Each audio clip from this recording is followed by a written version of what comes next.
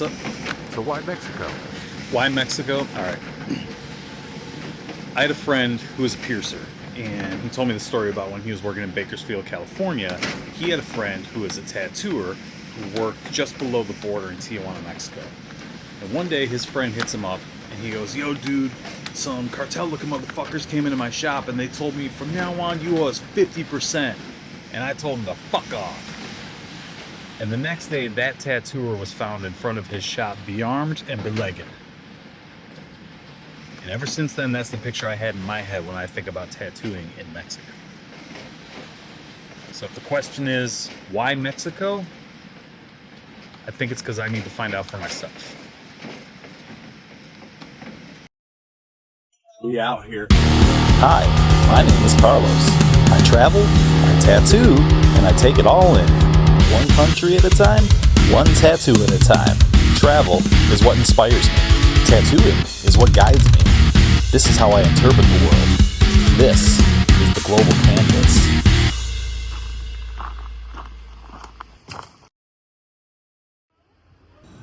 All right, so we did it. Put it all on the line. Sold our house in America, sold our tattoo studio, and now I'm walking around the streets of Mexico at night thinking, what the fuck have I done? Tomorrow I'm supposed to tattoo a dude that I just met. I don't know if this dude's a gang member. I don't know who he knows or what he's telling those people right now, but I guess tomorrow we're gonna find out.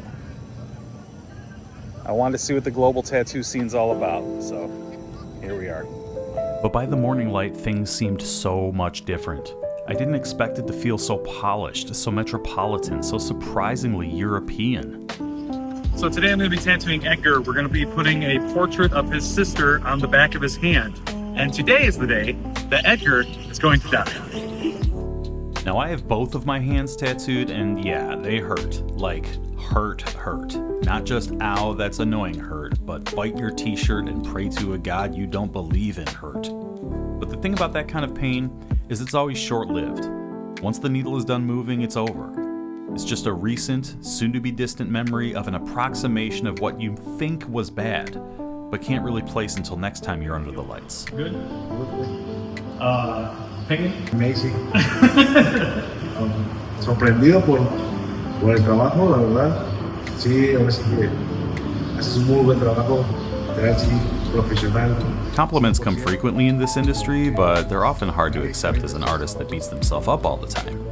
The people I met here in Mexico are your classic kind of humble, but with a little more self-awareness of their successes. They are proud, they are comfortable, they are professional. Do you have a favorite fine artist? Mis artistas favoritos son Rembrandt. Do you think that their lighting techniques will come into your tattooing? Sí, primero lo aprendí en la fotografía y eso me ayudó mucho a replicarlo en los dibujos. De hecho, cuando iba iniciando me interesó mucho en tatuajes de rostros de personas y me gustaba mucho jugar con la iluminación, los contrastes. However, some of us are still a little more self-deprecating. What type of art do you like to do for yourself? I'm really bad artist. No, I'm not a good artist. I have like a good abstract feeling, but I'm really The more time I spent interviewing people, though, I started noticing a recurring theme, one of an insatiable self-determination. Tengo una licenciatura en administración de empresas y durante mucho tiempo, 4 o 5 años de mi vida fue dedicado enteramente a eso. Cuando empiezo a trabajar, me di cuenta de que era lo mío.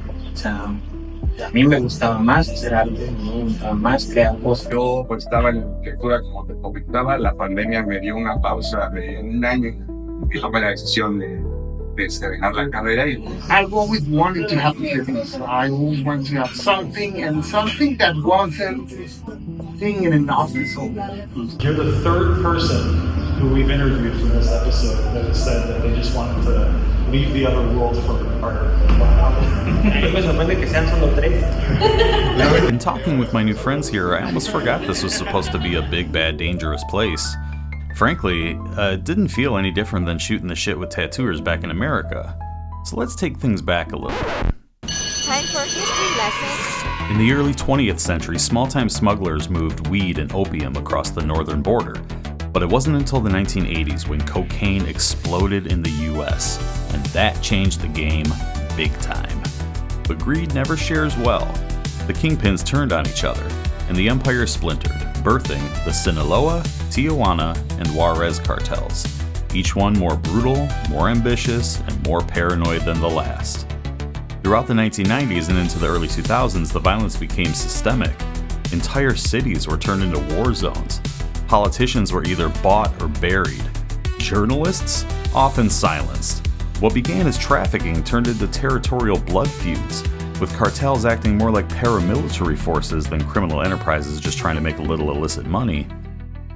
Now, I know Mexico City isn't the rest of Mexico. It's a major city in the country's center, and therefore a lot more polished and metropolitan than scenes from movies or Netflix dramas might make it out to be. But conflict is still present and accounted for. Since I've been here, there's been a teachers' protest that completely shut down the historic city center, and 2 of the mayor's aides were assassinated in broad daylight. The day before that, a little ways away, 7 people, including a child, were gunned down in conflict crossfire between warring drug cartels. So it's not like violence is non-existent. These people here exist amongst the violence, somehow, some way, seemingly unwavered. So Mexico has a history of violence, yes, but the dreams persist, existing beyond the bloodshed. And save for me asking directly, I didn't hear anything about gangs, cartel violence, or nefarious practices attached to running a tattoo studio. It seemed like Mexico City is in its own world, and it's definitely not Tijuana. And tattooing is on its way up here, actually, despite the rest of the world seeing a tailspin dive in business. Magico.Inc. is the premier studio in Mexico for fine-line micro-realism tattooing, a routine-bending subgenre that is currently having its time in the spotlight. I want to know how long this has been going on here, where it's rooted, and if this is a viable path to artistic success. Fue un poco difícil porque nuestro objetivo no era el movimiento, era el auge de la independencia, pero al final encontramos este espacio después de mucha búsqueda y creo que después de un año de buscar lugares fue que lo. So our American tattooing is rooted in American traditional. Our realism, though, is almost entirely rooted in West Coast Cholo. I don't know what's the proper word to say, Cholo, Chicano. Black and gray. Yeah, the black and gray realism. And it started just from one tattoo studio where it was a couple of guys who got out of prison and brought this new style to the whole world, essentially. They had the time in prison to develop long tattoos, realistic tattoos. So there's an element of American tattooing that is anchored in like a criminal band. Is there any of that in Mexico? Sí, de hecho es muy popular, se puede identificar los que vienen como de la cárcel. Se nota como el estilo de barrio. Does narco culture intersect with tattooing at all? Afortunadamente no. Ahorita ya no tanto. You've been tattooing for 3 years. You came into an industry that was pretty well accepted. Creo que yo agarré la ola en la que ya empezó a hacerse muy popular el tatuaje. De hecho, de no ser así, no me hubiera gustado dejar mi carrera. Do you make good money? Sí. Sí, por supuesto, como en todo. Yo creo que si haces algo con pasión, que te gusta, lo vas a hacer digamos, se va a ver reflejado en la calidad. A ver, si a ti te gusta mucho hacer algo, lo vas a hacer bien, y si lo haces bien, a la gente le va a gustar y tú vas a empezar a buscar por ese trabajo que haces bien, y pues eso se va a traducir en más citas, y las más citas es más dinero, más money. Are you doing better financially as a tattoo artist than in the corporate world? Sí, mucho mejor. Y no solamente en la cuestión como de dinero, sino me siento más feliz. O sea, me gusta mucho hacer esto, y en todos los aspectos, o sea, tanto emocionalmente como financieramente, como psicológicamente, me siento mucho mejor aquí que en el anterior trabajo. You are a young artist tattooing. You, compared to me, are a younger artist. You're a younger artist. Do you all feel that this career will sustain?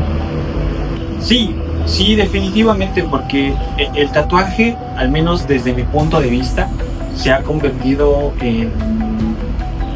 Bueno, siempre ha sido una forma de expresión, pero al menos desde donde yo lo he vivido, cada vez se ha reforzado esa parte. O sea, los tatuajes ya empiezan como a contar más historias. Claro que no se deja atrás lo estético, lo que nos gusta y cosas así, pero nos hemos encontrado, al menos en este lugar, con historias muy interesantes dentro del tatuaje, y pues a la gente nunca le dejan de pasar cosas interesantes. O sea, nunca le dejan de pasar cosas felices, nunca les deja de pasar cosas tristes. Y mientras todo eso sigue existiendo, una forma de representarlo, una forma de llevar siempre con nosotros esas vivencias es justamente a través de los tatuajes. Entonces yo creo firmemente que esto va a permanecer durante muchísimos años. Después de que yo me muera, después de que mis hijos se mueran, después de que, no sé, o sea, muchas generaciones más. Y eso me parece increíble. O sea, yo creo que el tatuaje pues se va a quedar dentro de mi perspectiva para siempre. But just as I wrapped up tattooing for the day, when I was thinking Mexico City was about as safe a bet as I could place, Edgar hit me with the truth that our realities are not so different. I come from Detroit, Michigan, where we're kind of known for a lot of violence. Is violence a part, or avoiding violence, a part of your life here in Mexico? Es un tema muy grande porque yo sí vivo en un lugar que es punto rojo de la Ciudad de México. O sea, es muy violentado por puntos de venta de drogas, asesinatos por plazas, robos de vehículos, de motos. Entonces, crecí en un ambiente muy malo, que el evitarlo se fue haciendo muy difícil. No digo que nunca hice cosas malas, sino que sí las llegué a hacer. Pero bien dicen, o sea, tú eres del barrio y todo, ¿no? Pero pues a final de cuentas la vida que yo quiero no está en el barrio, entonces yo tengo que salir del barrio para poder progresar, y es lo que yo he hecho todo este tiempo. Ya de unos años para acá, desde los 15 para acá, ya empecé a evitar todo ese tipo de cosas. Mataron a amigos cercanos a mí que crecieron conmigo, ya no están aquí, me quedan sin esos tipos. De igual manera, familiares no están aquí conmigo, o sea, en Estados Unidos, porque no están. Entonces, sí es un tema muy delicado. Ahí más donde digo, evitar todo el tipo de cosas es muy difícil, porque pues tienes que trabajarle por la derecha, como dicen aquí, trabajar legalmente para poder sobresalir tú, porque si no, si te tiras tú al bicho y tienes ese tipo de cosas, vas igual para lo mismo. Entonces, sí, ha sido muy difícil evitar ese tipo de cosas. I guess I need to look into the history of violence here to get a better grasp on what's really going on. Trying to make sense of violence means looking back. Way back. The answers don't usually live in the headlines or the history books. They live deeper between centuries of conquest, rebellion, and ritual. In Mexico, blood isn't part of the story. It is the story. So I went digging, not for comfort, but for context. So today I'm going to put on my stupid little explorer's costume and head out to see the archaeological remains of Teotihuacan. Teotihuacan was once the beating heart of Mesoamerica. This is before the Aztecs, before the Spanish were here. And we'll get an idea of where Mexico came from, what this place was before it became this place. Initially, Teotihuacan was a hamlet, but it started to grow during the 1st century AD when the population of the Valley of Mexico began to concentrate in the area where the city would later be built. With a labor force at their disposal, the rulers began to exploit the area's natural resources and embarked on the great projects of building the pyramids of the sun and the moon. They prepared a master plan which covered economic questions as well as the city's early layout and planning. Teotihuacan was conceived as a model of the universe, and indeed as the place where the universe originated. The master plan was instrumental in making Teotihuacan the best planned and most influential city in Mesoamerica during the Classic period. Teotihuacan's control of the obsidian mines at Otumba and Pachuca allowed it to centralize the production of obsidian goods in the city. Some of these articles were for domestic sale while others were exported. With its economy founded on the production of obsidian and a monopoly of the distribution of thin orange pottery, Teotihuacan developed a trading system that embraced almost every region of Mesoamerica, including places as far away as the Maya area, the modern state of Guerrero, and the area around the Gulf of Mexico. After a long period of prosperity, though, Teotihuacan finally collapsed in about 750 AD.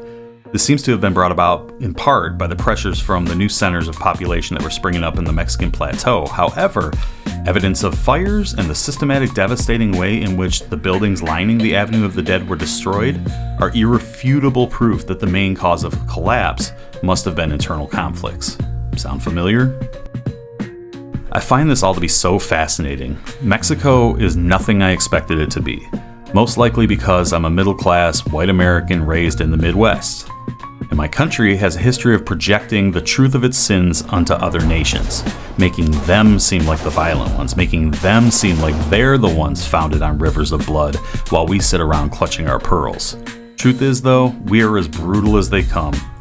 And just sitting here in a place historied in actual human sacrifices and blood rituals, I feel less anxious than I do in a church or a school back home. It's the same blood. Who gives a fuck who spills more and when? We never stop sacrificing our children for religious purposes. You don't believe me? Ask a parent in a red state American city how they feel about vaccinating their children. And while they're spitting out some Fox News talking points in your face, follow up with a question about why they feel that way. It's all the same blood. Nothing's new under the sun. So it's my last day here in Mexico City, but there's still one thing left I gotta do. When I was walking the Avenue of the Dead, I saw this little skull emblem on a tourist map, and I felt like that summed it up pretty good. So I decided that would be my souvenir from Mexico. I now have a wholly different image in my head connecting tattooing in Mexico than I did before coming to this beautiful place. 1 month in and I'm still blown away. I didn't expect the world-class cuisine. I didn't expect the hospitality. Not to mention the greatest nightlife I've ever experienced and the unapologetic, unironic love of professional lucha libre wrestling. This place was undeniably unmatched in its generosity and its warmth, and I can't believe I never knew this was here. I suppose this is one small reward of taking the chance to put it all on the line, and to see for myself what else is out there.